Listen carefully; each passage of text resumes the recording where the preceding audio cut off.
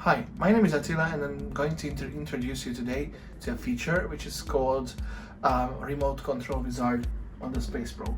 This allows you to teach the unit the codes of any remote control, like for instance this Macintosh one here.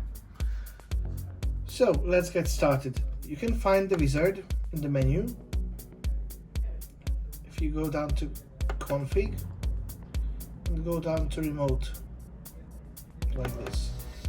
This is an introductory screen which tells you more about the setup wizard.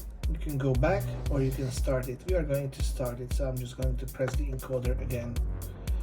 Now it asks me to press the button for volume up.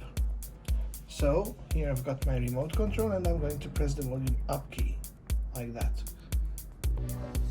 Now it says to press the button for volume down.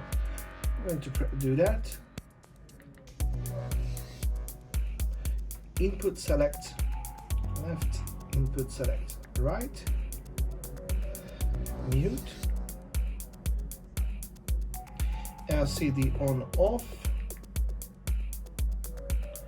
and set. Okay. And we've got also LCD mode and power off. And that's it. Now I'm able to control the unit just here from my remote control.